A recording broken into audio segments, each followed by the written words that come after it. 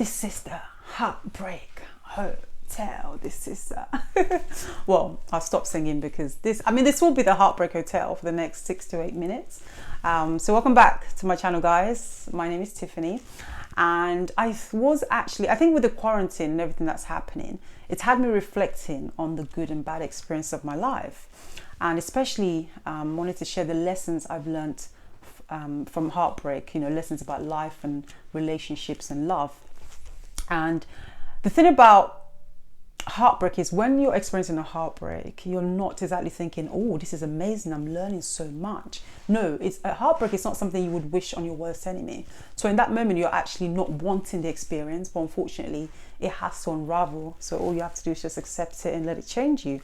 Now, I went through a heartbreak 5 years ago, and it was seriously one of the most tragic experiences of my entire life. Now, let me tell you this, I'm a tough girl. Like, I go through a lot in life. I can take a lot in terms of like expectation and burdens, but the heartbreak seriously rocked my world. Like, I used to cry every day because I thought I was losing the love of my life, someone I wanted to spend my life with, and I thought I was going to be alone, I have to start again. And these helpless thoughts that comes to your mind when you're going through a heartbreak.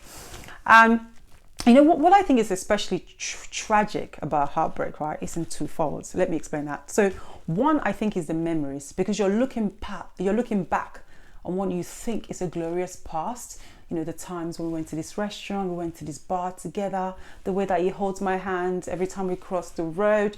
And you have to let go of that eventually. But then you're also losing the idea of your imagination, the future that you've created in your mind about, maybe your wedding day together, the dress that you're going to wear, the color of the cravat he's going to wear. Because you know how it is when you're in a relationship, your mind starts to kind of run ahead of you. You start to create pictures of what could be, what hopefully will be.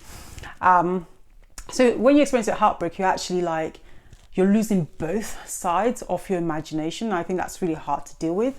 But hey, this is just part of life. But then I think even holding on to those kind of thoughts does undermine the present as well. Hence why I think sometimes we prolong the process of heartbreak, because we don't want to even notice what's happening in the present, because we are too lost in our thoughts and in our memories. But in any case, obviously I've moved on from that and I've become this person out of it.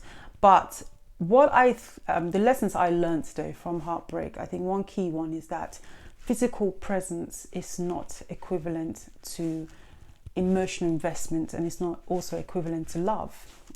It's interesting how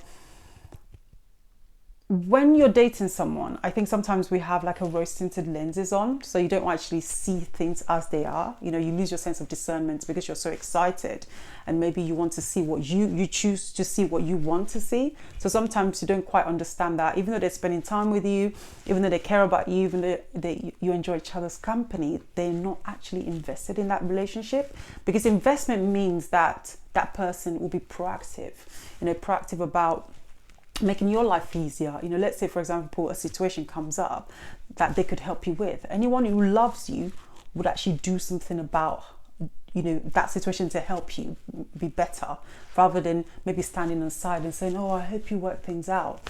And I think when you begin to kind of understand what it truly means to love someone, love is action, then I think we'll start to realize that a lot of the people we give our best to don't really care about us.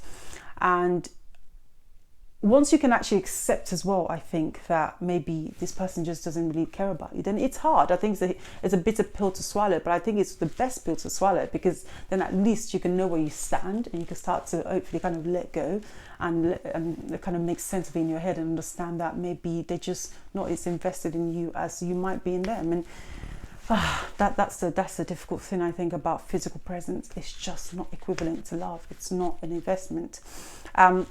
Second lesson is that heartbreak can trigger the process of reinvention. Now, obviously Beyonce, seeing the good in goodbye, obviously good heartbreak song as well that I think I probably listened to like 1,000,001 times. But I think with heartbreak, right, you can either get bitter or you can get better. Being bitter is about thinking, oh, no one's ever going to love me.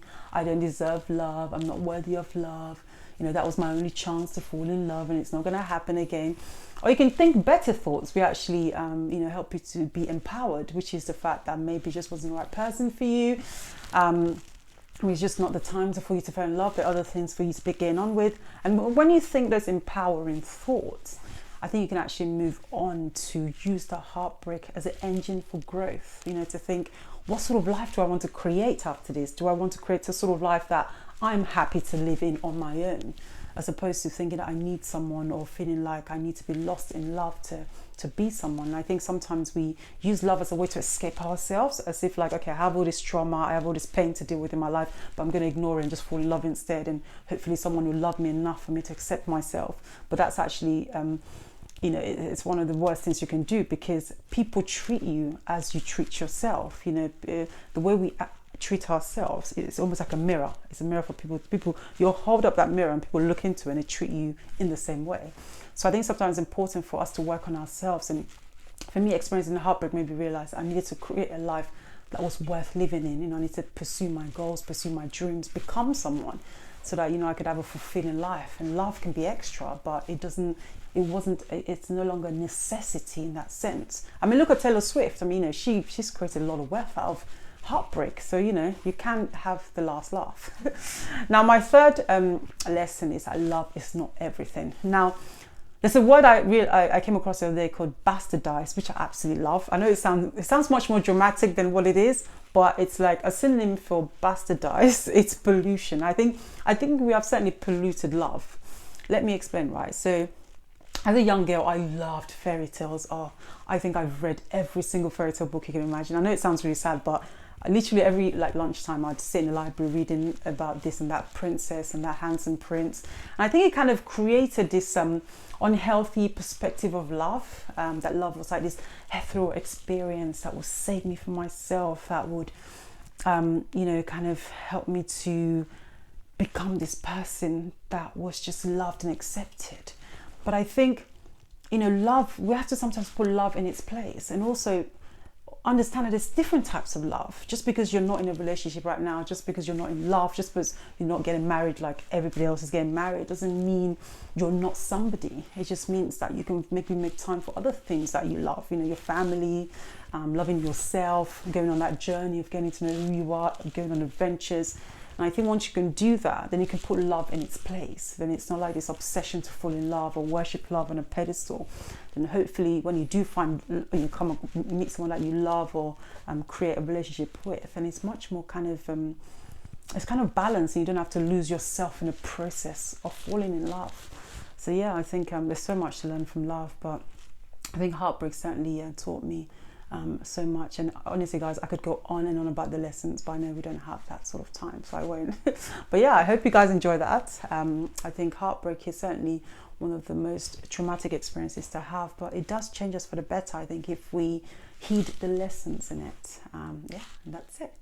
Always remember that life rewards those who live intentionally. Thanks for joining me, guys. See you soon.